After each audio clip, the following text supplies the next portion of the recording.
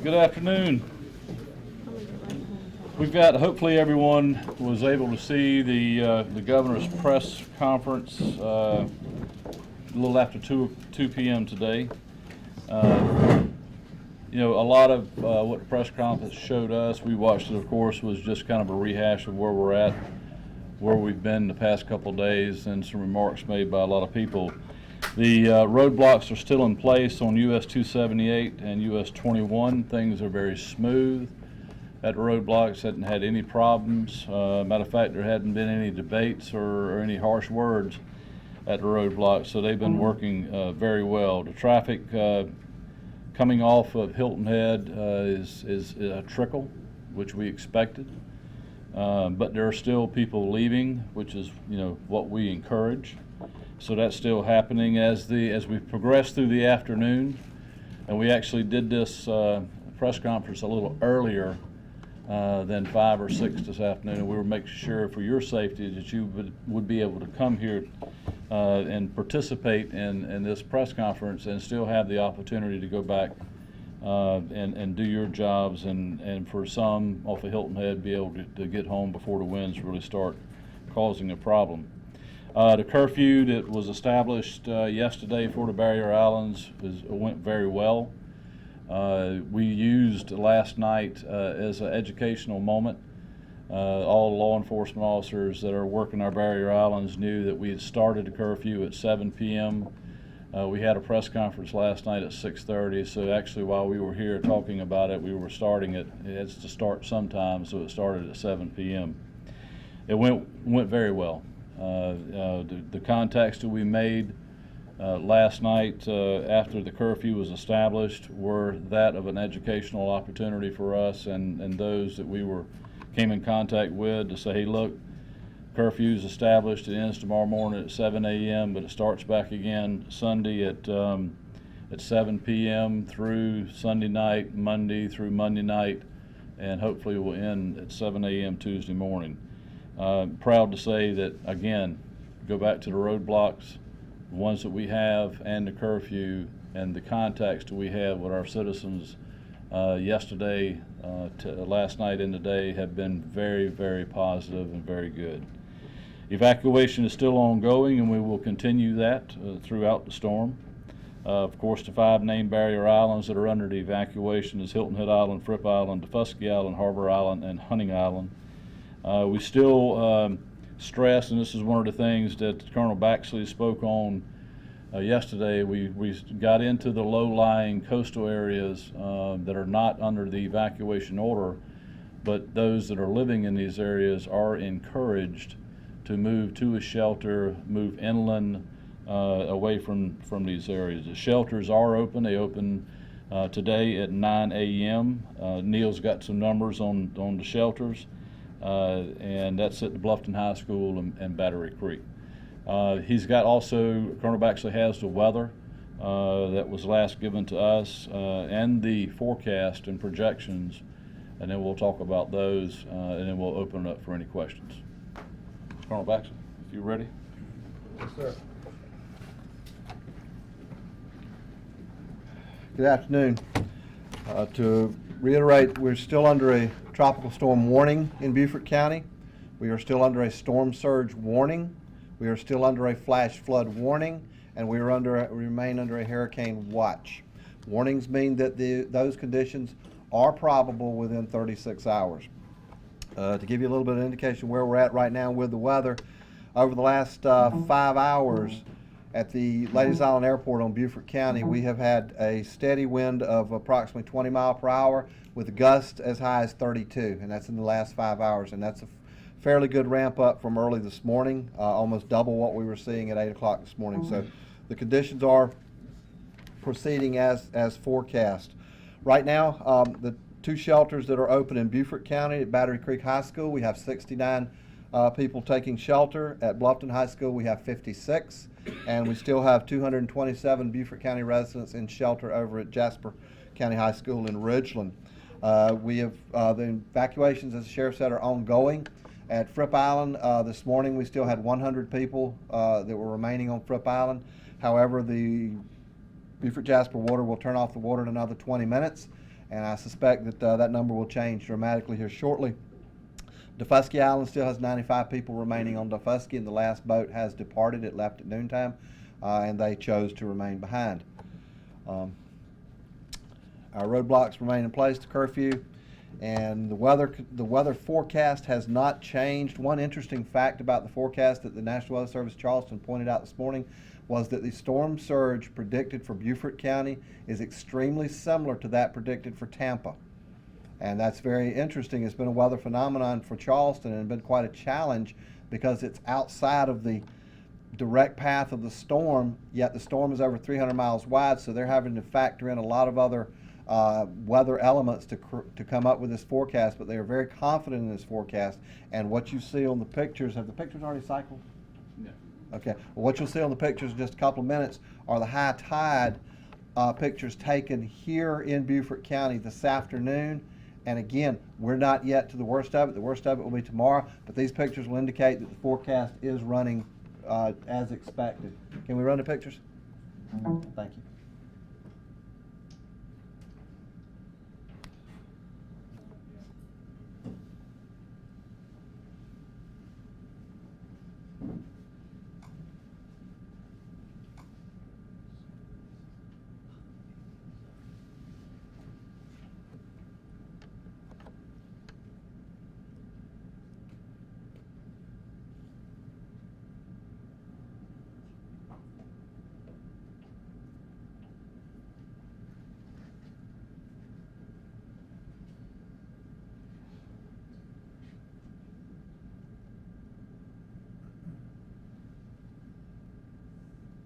I believe these photographs were taken at Hudson's. That's correct. Give you an indication of what we're facing. That's at Buckingham.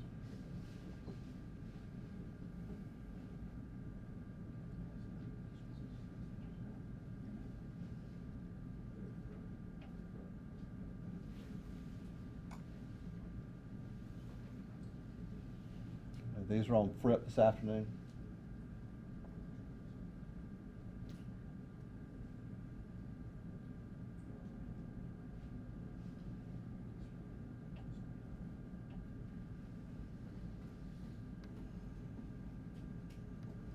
These are on Hunting Island at about 1 o'clock this afternoon.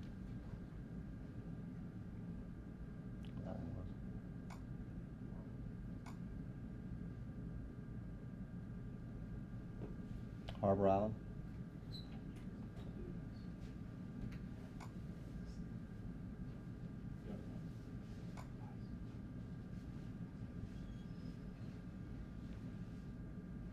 And again, we're back to Hunting Island. This is South Beach parking lot. This is near the lighthouse.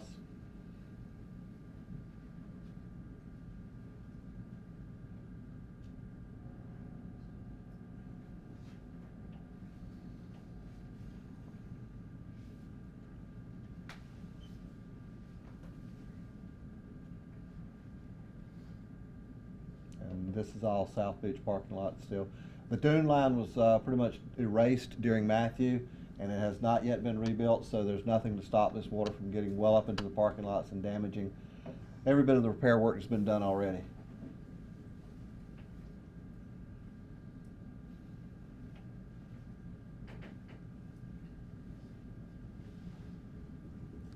Can you kind of describe what we were looking at there? I'm sorry. Yeah, those are the parking lots on Hunting Island that normally should be dry. The water should have been considerably outward from that. And the high tide has come in. Of course, you saw the waves, the breakers were 6 to 8 feet high, and the water has inundated all of the parking lots on Hunting Island. It's gotten up into the picnic areas near the lighthouse, got close to the gift shop again, and pretty much the campground was inundated again. How does this compare to Matthew?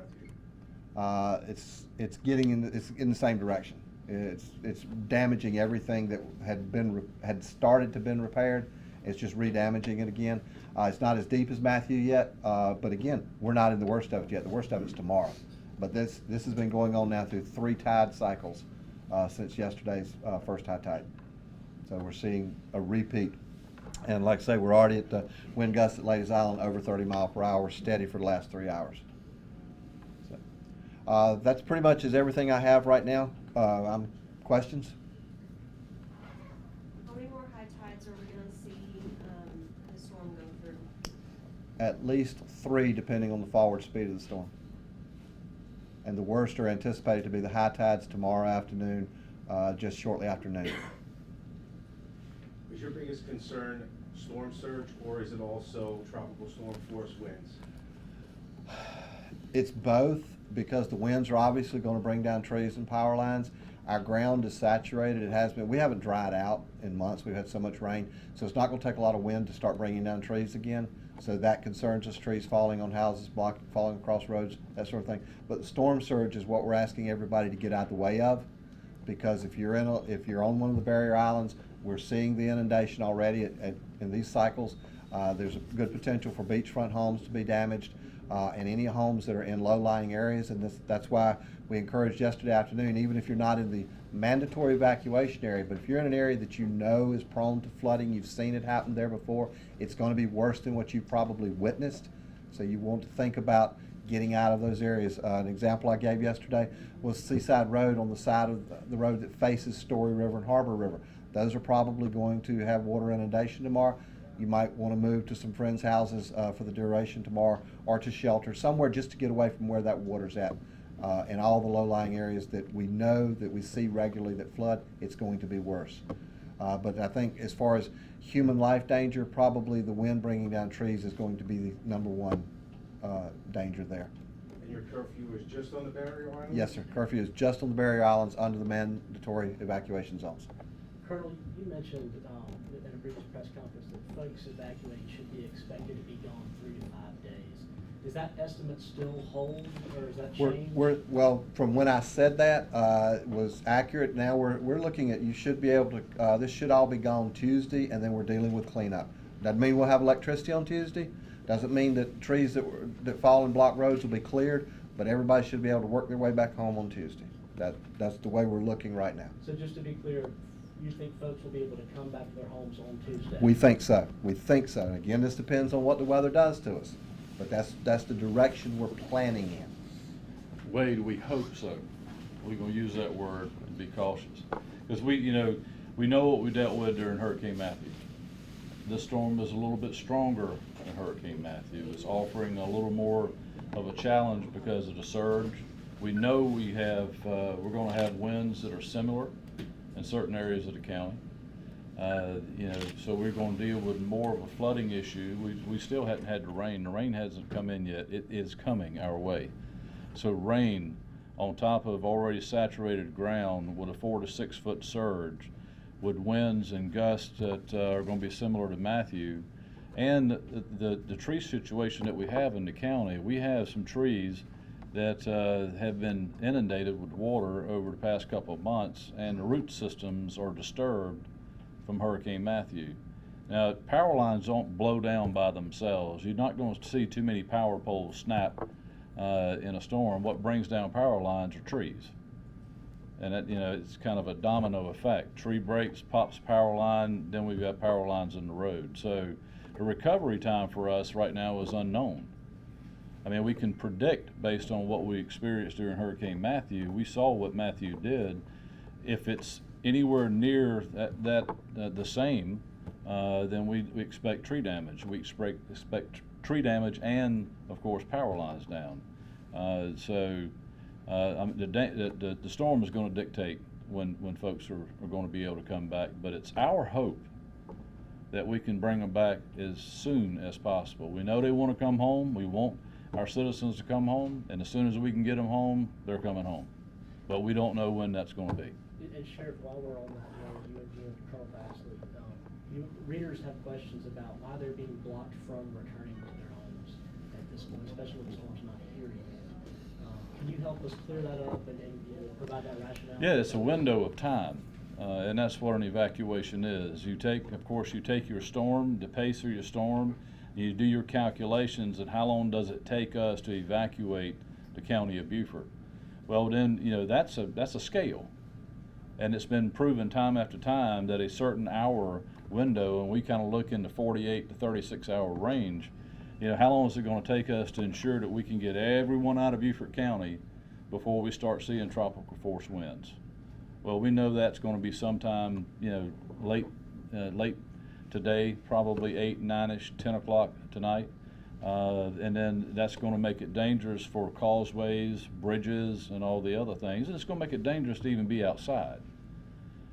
Because that's when a projectile of a limb or something else could be a problem. So, that's how evacuations are determined. It's a mathematical equation based on the strength of the storm, the pace of the storm, and how long it takes us to move people. You had to keep in mind now, we had to calculate all this, or there was calculations done on all this, because we had the state of Florida, and for the most part, the state of Georgia, evacuating with South Carolina. You have to add a little more time to the table because of so much traffic on our major roads that we use as evacuation routes. So the governor called for mandatory evacuation yesterday at 10, and it kind of scaled it back, not the entire county. So when you have the entire county, like I said yesterday, on an evacuation plan, it's pretty well A, B, C, D, and right on down the line. You start scaling back things, it changes the dynamics of what we're doing. The shelters were not available yesterday, but they are and have been open since 9 o'clock this morning. So the evacuation is a plan, and quite frankly, I think it's worked very well. And I think we're accomplishing our goal is to move people to higher ground, to safer areas, to an inland approach from our barrier islands. And I'm very pleased with the numbers that our patrol division is seeing, throughout the barrier islands. We had our officers are on the Fusky all day, and then we've had patrol units throughout Hilton Head and Fripp and Harbor and Hunting Island. So we're very happy with those numbers. We wish everyone was gone. We knew and know that that's not going to happen, but we're pretty happy on what we're seeing. What about the folks that haven't gone yet? Is there a cutoff time, do you think, that they should stay at home rather than go to a shelter, or rather try to evacuate? How close are we to that evacuation time? I mean, if you look at the traffic cameras, especially you look on US 21 and 278 for those coming off of Hilton Head, I think probably by dark today, I think you'll see probably just a scattered 1 or 2 cars here and there.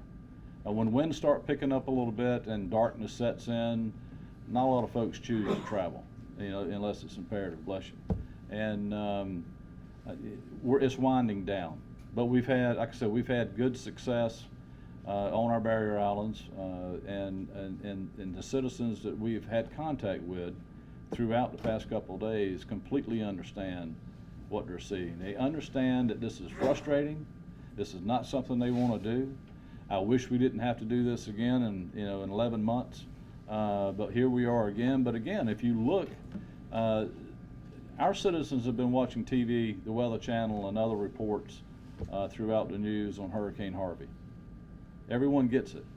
They understand what a strong Category 4, Cat 5 did on the coast of Texas. And we were looking at the same possibility right here. Thankfully, it bounced west a few more hours than we had anticipated before it took a little jump to the north. And thank goodness for that. We may be spared what could have been extreme devastation here in Beaufort County. Now, we feel for our Georgians, our fellow folks from Georgia and Florida, but we'll help them in any way that we can. And the governor has vowed that, and resources are being sent and arranged to do that, and I think he covered that in his press conference. But we still have a storm to deal with, and that storm is not going to really start. We're not going to start seeing the brunt of this until tomorrow. The pictures you saw today were a high tide on a fairly nice day today.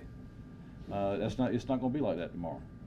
For the folks who haven't evacuated yet, when would you tell them is there a cutoff, do you think, that they should stay at home rather than try to run and go evacuate now with the storm coming in?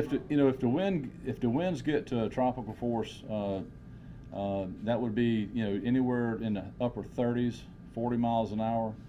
Leaving your residence to travel inward or anywhere, you're putting yourself in harm's way. There's a particular point in time, and it's a lot of it's based on either wind or water. One or the other is going to run you out. In this particular case, water would do it. In the wind situation, you have to gauge that. If it's obvious when you walk out of your house and you're planning to leave, and it's and it's obvious to you that it's way too windy to walk, then it's way too windy to drive. Because if you can't handle it on your own 2 feet, then you've got to factor in everything else that's out there blowing around while you're trying to drive through it. You're almost better just to hunker down right there where you're at. You're safer in your house or in an area in your home than try to get out and navigate and maneuver through flying debris. Then you end up stranded in an area in a vehicle that could be taken over by a flood or water or what have you. So that would if I were in that position, that's how I would gauge my movements. If I can't go out and walk in it and deal with it, then I don't need to be out driving in it. At what point will the bridges close if it gets bad enough? What wind speed? 39? The 40? DOT is discussing chaining down the movable bridges, and that means they won't swing open. We all remember the Ben Sawyer Bridge at Sullivan's Island during Hugo where it was like that in the river. They'll chain them down to prevent that, but that does not stop vehicles from going across it. And at this time, we have no plans to erect roadblocks to close bridges. Again, because that would be putting our people in harm's way to try to get up on a bridge and block it. So physically blocking them, no. The wind is going to take care of it for us. When that wind gets up there to tropical storm force speeds, that's going to take care of it for us. It's not safe to go across it, and you need to make a decision. You get to it, don't go across it. That'll take care of itself. Can you add to the question about when it's time for a person? You got any other recommendations? Same thing. Watch these winds. We're already at gusts of 32, and that's been pretty steady over the last 5 hours. It's gusting to 30, 31, 32 mile per hour. It's getting time to stop thinking about going there. If you want to go, you need to go now. Definitely before dark, because once it's dark, you can't see anything that's going on beyond your headlights. And then at that point, you're stuck where you're at. So if you want to go to a shelter, a friend's house, whatever, now in the next hour or two is the time to do it and be done with it and just ride it out from there. I think if you watch the Weather Channel, I mean, these guys and gals, they love to get out in the mix of it, and they love to get out in the wind. We've been watching it today back in the EOC, and of course, we've got several of these guys that are out there standing in the wind. I think that probably is done to really let you know just how brutal like a 35 or a 45 or a 60 mile an hour wind gust is. And if you watch it, you can see how the wind can beat you up. And it can get strong, it starts pushing water. The only thing that we've had in Beaufort County was a Jim Cantori watch. If anybody saw him here, we were all leaving. Because he always ends up at the worst spot where the storm is going to hit. He hasn't been in Beaufort County, and we've been watching very closely to make sure he didn't show up here. We've had him on radar. Yes. Questions? Sheriff, can you talk about curfew a little bit? Can you just specify again which areas the curfew applies to, what the penalties are for breaking curfew, and how businesses should act in response to curfew? Well, the curfew is for the barrier islands. That would be Hilton Head, Fripp, Hunting, Harbor, and Defusky. And the curfew is designed to keep anyone who has thoughts of riding around, looting property, going and just basically joyriding, that type of stuff. That one thing leads to another. When we ask our citizens to leave these areas, it's our job to protect their property, and we're going to take a zero tolerance approach to crime. And curfew is just one of the tools that we use to make sure that we have the ability to do that. It's a misdemeanor offense. It can be handled either civilly or criminally. The fines can be steep, and you can go to jail for a long period of time. So it's not worth the chance. It's not worth the, if you've got Joe Thug whose mind is set on going out and burglarizing a building or a business because they know whether the home's either empty or the business is empty, then there's going to be other charges on top of that. Curfew is the least of your worries at that point. But it does give law enforcement the ability to go out and make those appropriate stops to determine what you're doing. For businesses, it's not against the law for your business to be open.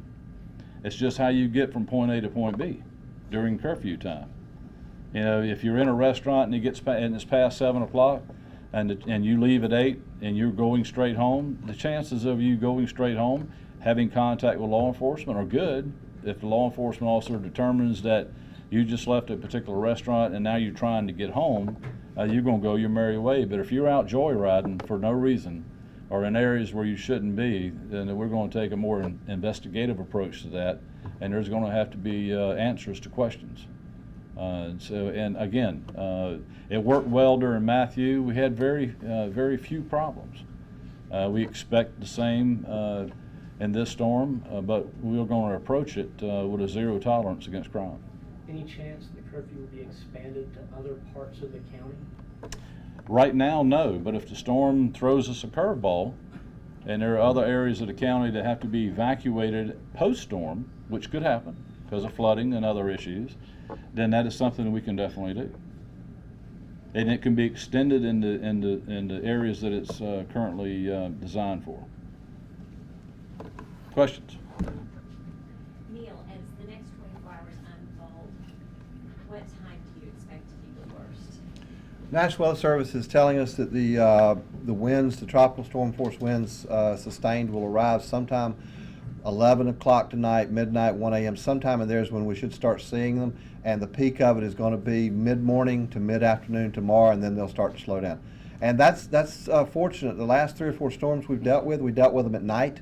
Tomorrow we're going to deal with it in the daytime, and being able to see things, as long as, again, we have 85 traffic cameras, which gives us a huge situational awareness. As long as the power stays up to those cameras, and a number of them are on generators, so we'll be able to watch what happens where we couldn't see them in the dark. And that enhances our response to it also. Colonel, do you and the sheriff, do y'all have an estimate of the total number of evacuees we've seen so far? I mean, we did a little bit of work on that yesterday afternoon because we needed to work with DOT, to answer some questions that we had, and the numbers look well. I can't give you an absolute count of what that number is based on permanent population or the influx that we normally have this time of year. But I mean, we've had a huge evacuation out of Beaufort County. And even when the evacuation was under order yesterday at 10, we've seen a very good evacuation off the barrier islands. And we're still seeing it. So it's not something that stopped. And I mean, you drove over from Bluffton, I'm assuming, or those that did. I mean, you have been to Beaufort during a normal traffic day, and you've seen the traffic very, very low. Well, our deputies who are patrolling the entire county, as well as, and we got Chief Clancy back here in the back with the city of Beaufort. I mean, all of these reports that are coming to us is that traffic is extremely low, and which is a good sign. At this stage in the game and where we're at in the storm, seeing the traffic low, and then of course making the patrols that we've made throughout the different communities, the business community as well as PUDs and some of the other things, the numbers are very good. Huge evacuation. A lot of people looked at this storm and saw the size of it, which it's still getting wider. May not be getting stronger as far as, I think it's a Cat 3 now. Yes, sir. It may be a Cat 3, which offers a heck of a lot more than what we'd ever want, but it's just mushrooming and getting wider. And when that happens, it has the ability to pull more water. And the ability to pull more water at a high tide in a coastal area like us, is something that we it's a very serious challenge. And a related question perhaps about evacuees. I think y'all gave out some shelter numbers a second ago. Could you go over those just one more time, please? What the capacity of those shelters are, and if there are plans for any additional shelters? Okay, the answer to the first question, at this time, there's no anticipation of additional shelters. Jasper County Shelter has 227 Beaufort County residents in it, and its capacity is a little in excess of 800. Battery Creek currently has 69, and it can hold 260, I believe is the number. And Bluffton currently has 56, and it has a capacity just under 600. So we're in good shape right now on shelters. And then if we have to, we can stand up more. But right now, Jasper has got a vast amount of room. If we desperately needed shelter space in a hurry, we would go there first. Because it does, we talked about this yesterday, the logistical train that has to roll for the Red Cross to stand up a shelter takes a little while to get running. So I would need to tell them right now if I needed an additional shelter tomorrow morning. So Jasper's our fallback right now. And there are other shelters in the state. If we had to reach further out, there's shelters now open in Aiken. There's shelters open in Columbia, and I think Allendale. So we've got some shelter space, maybe a little further out. But if we needed it, we've got it.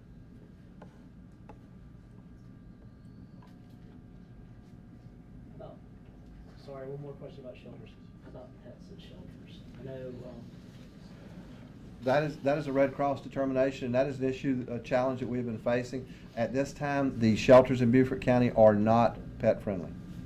And they won't be during this event because that takes, that's a whole new planning. There's a group of us that meet quarterly. It's called the Hurricane Task Force, and we meet in the central part of the state, and the Red Cross is there, DSS, everybody that has a role in this event. And sheltering of animals has been a growing discussion over the past 2 years, and how you deal with it, and how you introduce animals into a situation that traditionally has not been animals. We're getting there, and it's changing and changing. Just like we've seen the hotel industry. 5 years ago, it was rare to find one that was pet friendly. Now you find better than 50% of them are. So we're getting there. We're just not there yet.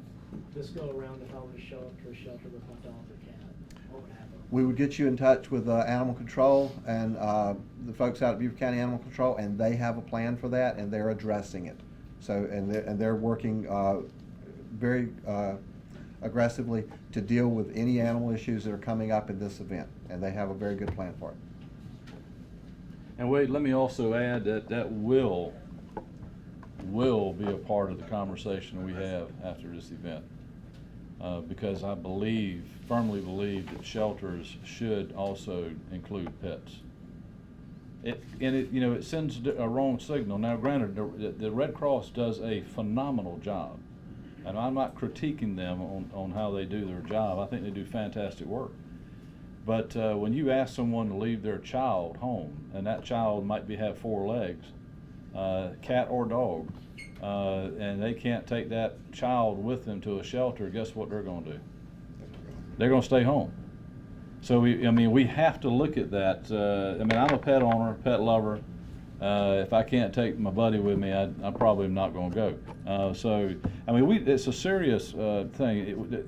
This is a pet-friendly county, which we're very happy, and Tallulah does a phenomenal job at the animal shelter with Hilton Head Humane as well. So if we've got to create another shelter just for pets, then so be it. But we've got to make sure that we can make these two things work because of families. So that's definitely going to be a part of the conversation. And I promise you, reentry passes will be a future part of a conversation as well. So, those two things are definitely on our agenda to accomplish when we get through this storm. It was only 11 months ago when we were right in the heat of the battle with Matthew. So, still a lot of work to do. I think it's going well. Any other questions? Mr. Cubic, you got anything for us? No, sir, you covered everything very well. Chief Clancy? No, sir. Chief, got anything for us? No, sir. Good job, thank you. Mary Murray? Nothing. Mary Billy, you said you was going to do the song and the saw shoe. I'm holding it till later. Okay. I'm still rehearsing. Mayor Bennett? Thank you for what you do, Chair. Chairman? Thank you. Hopefully I didn't miss anybody. If anyone's got anything, or if you got any additional questions, press conference tomorrow, probably not so. Probably not. We've been headed to battle. If we do find the opportunity, go ahead, Bob. The video from the county channel from today will be available later, and I'll put it up. Okay. It's not good. And that's the video that was taken today at high tide? Pictures you saw up there today. Okay, all right. We will, Nixle still works in a storm, so we'll be doing our Nixle work throughout the duration, and I would love to see you all again tomorrow afternoon. It would be great if we could have another press conference and y'all could drive from Mayor from Hilton Head to Beaufort on a nice sunny day. But as soon as we can get rallied up again, it may be Tuesday when we do this. to cover any issues that may have come, may have developed over the next hours. We'll definitely do it, but all the information will be pushed out. Our EOC is fully staffed, will be. We're in the fight all the way through, and y'all be safe. Thanks for coming to this press conference. Be safe, and if y'all got any questions of any kind, anytime, let us know. Thanks a lot.